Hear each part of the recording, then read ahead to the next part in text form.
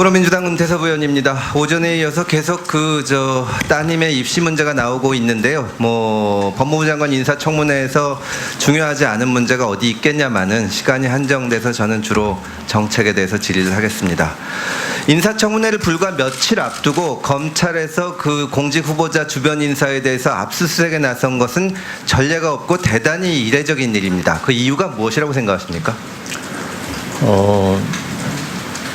제가 그 검찰의 생각을 지금 추단할 수는 없을 것 같습니다. 증거를 빨리, 법률적으로 보면 증거를 빨리 확보해야겠다는 판단이라고 그냥 추측할 뿐입니다. 일각에서는 애초에 압수수색 소식이 알려졌을 때 서둘러 무혐의 처분을 해서 후보자를 도우려는 의도였다는 말도 있었고, 반면에 후보자가 검찰 개혁을 추진하니까 개혁에 저항하기 위해서 검찰이 조직적으로 반발한 것이다, 이런 얘기도 나왔습니다. 후보도 검찰의 조직적 반발이라고 생각하십니까? 저는 그 점에 대해서 지금 언급한 자체가 조금 부적절하다고 생각을 하고 있습니다. 양해해 주십시오. 저는 두 가지 해석이 모두 틀렸다고 생각을 합니다. 저는 이런 일이 일어나는 것은 권력기관의 속성이라고 생각을 합니다. 권력기관은 제대로 제어하지 않으면 스스로 할 수 있는 것을 넘어서 계속 권한을 행사하려고 듭니다. 제가 후보자가 추진하는 검찰개혁의 구체적인 방안, 즉 현재 대한민국 검찰과 마찬가지로 수사권과 기소권을 모두 가지고 검찰보다도 우선적 수사권을 가지는 공수처를 설치한다거나, 혹은 검찰 특수부의 힘을 그대로 둔 채 형사부의 수사 지휘권만을 축소하려는 현재의 수사권 조정안의 비판적인 입장인 것이 그 때문입니다. 오전에 제가 후보자에 대해서 여러 가지 지적을 했더니 어떤 분들이 제가 검찰 출신이라서 검찰의 권한을 지키기 위해서 후보자의 임명에 반대하는 것이 아니냐는 의문도 제기를 하셨습니다. 후보자께서 방금 검찰 출신이 아니어야만 검찰의 권한을 줄일 수 있고 법무장관 적임자라고 말씀을 하셨는데, 후보자가 민정수석을 맡으면서 이 정부에서 검찰을 주관하는 지위에 있었던 동안 서울중앙지검에는 4차장이 생겼고, 특수부 검사는 사상 어느 때보다 숫자가 늘어났습니다. 그리고 아주 예로는 인사를 담당하는 법무부 검찰국장직에 이르기까지 특수수사를 하는 검사들이 검찰의 모든 요직을 차지하는 모습이 나타났습니다. 이런 지적에 대해서 어떻게 생각하십니까?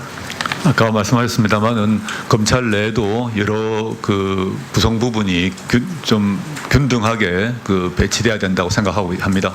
예, 이번에 인사청문회를 앞두고 이런 갑작스러운 강제 수사가 이루어진 것도 특수부 검사들만을 모든 부서에 배치를 하고 균형이 이루어지지 않아서 그런 것이 아닌가 생각을 합니다. 후보자께서 오전에 특수부 축소에 동의한다고 했습니다. 후보자는 전에 행정부에서 할 수 있는 검찰개혁은 완수했고 이제는 국회의 시간이다, 이런 말씀을 하신 적이 있죠. 예, 그렇습니다. 저는 참으로 동의하기 어렵습니다. 전 세계의 대한민국 검찰 특수부처럼 수사권과 기소권을 가진 기관은 일본이 유일합니다. 일본도 동경지검, 오사카지검, 나고야지검 등 3곳에만 특수부가 있습니다. 우리는 중앙지검 하나만 봐도 그 몇 배에 이르는 특수수사부서가 있습니다. 최근 공수처 논의와 관련해서 영국에 있는 중대사기사건수사처 SFO라고 하는 기관의 수사권과 기소권이 모두 가지고 있다는 주장이 있어서 제가 이번 청문회를 앞두고 직접 영국에 가봤습니다. 영국 SFO에서도 수사권과 기소권은 한 사람이 행사하지 못하도록 철저히 분리되어 있습니다. 특수부를 축소하는 것은 입법도 필요 없습니다. 제가 행정부에서 할 수 있는 개혁 방안을 모두 마쳤다는 후보자의 말씀에 동의하기 어려운 것은 어렵게 입법을 기다릴 것이 아니라 대통령령만 개정하면, 예를 들어서 전국에 서울중앙지검 하나, 부산지검 하나, 광주지검 하나 정도의 특수부만 남기고 검찰의 지금과 같이 막강한 권한을 행사하는 수사권 기소권을 독점하는 특수수사부서를 대폭 축소할 수가 있습니다. 만약에 장관이 되신다면 이런 조치를 취할 용의가 있으십니까? 저는 지난 기간 동안 법무부 장관님께서 그 이전보다 형사부 강화를, 인사에 있어서 형사부 우대를 아주 해오셨다고 저는 알고 있습니다. 그와 별도로 금 의원님께서 말씀하신 것처럼 이 특수부가 너무 비대하다는 점도 저는 인정하고 있고요. 근데 지난 기간 동안 유지되었던 이유는 제가 아는 바로는 국정농단 수사라거나 또는 사법농단 수사 등을 유지하고 공소 유지하고 이런 문제가 고려됐다고 저는 알고 있습니다. 근데 그렇지만 향후에 보면 지금 말씀하신 것처럼 특수부가 지금 너무 크다. 그래서 특수부 인력이나 조직을 축소해야 된다는 점 동의하고 있습니다. 저는 뭐 국정농단 수사나 적폐청산 수사의 진정성에 대해서 의심하지 않습니다. 필요한 점이 있다고 생각을 합니다. 그러나 어떠한 조치든지 하면 긍정적인 영향이 있는 것만큼 부정적인 영향도 있습니다. 우리 정부에서 꼭 필요하다고 생각해서 특수부를 이용해서 어떤 일을 하다 보면 만약에 정부가 바뀌면 또 그 정부에서 필요하다고 생각하는 것이 있을 것이고, 그런 식으로 가다 보면 영원히 특수부는 안 없어지고 우리 검찰을 개혁하는 것은 불가능할 거라고 생각을 합니다. 또 하나를 더 묻겠습니다. 후보자께서도 동의하셨듯이 저는 검찰 개혁의 요체는 지금과 같이 권력을 행사하는 검찰 특수부를 축소하는 일이라고 생각을 합니다. 그런데 지금 후보자께서는 검찰 특수부로부터 후보자 본인은 아니라고 하셔도 주변이 전면적인 수사를 받고 있습니다. 때문에 만약에 후보자가 장관이 돼서 특수부 폐지나 축소를 추진하면 검찰의 반발이 예상되고 공정성과 객관성을 의심받을 수 있습니다. 이 때문에 후보자가 과연 검찰개혁과 그런 강력한 제도 개선을 추진해야 하는 법무부 장관으로서 적임자인지 여러 사람이 걱정을 하는 것입니다. 이 점에 대해서 어떻게 생각하십니까? 예, 그 우려와 걱정 저도 충분히 이해를 하고 있습니다. 첫째는 만약에 제가 법무부 장관으로 된다면 저 가족 관련 수사에 대해서는 일체 첫째 보고를 받지 않고 당연히 일체 지시도 없을 것입니다. 그 수사 결과에 따라 제 가족들은 당연히 그 결과를 받아들여야 할 것이라고 봅니다.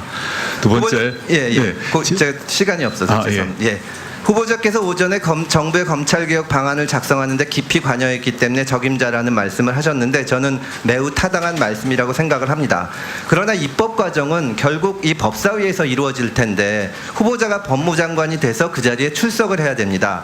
그런데 검찰개혁에 대해서 논의가 나올 때마다 검찰개혁에 반대하는 사람 쪽에서는 아마도 장관에 대해서 반박을 할 것으로 예상됩니다. 후보자가 발언할 때마다 장관이란 잘하세요 이러면서 논의를 하지 않으려고 들 수도 있습니다. 그러면 검찰개혁은 오히려 더 어려워집니다. 이런 지적에 대해서 어떻게 생각하십니까? 제가 뭐 그런 소임을 맡게 된다면 그런 수모를 감당해야 하고 그런 비판도 당연히 또 감수해야 한다고 생각이 듭니다. 그걸 감수하면서 저 혼자 힘만으로 매우 부족할 것 같습니다.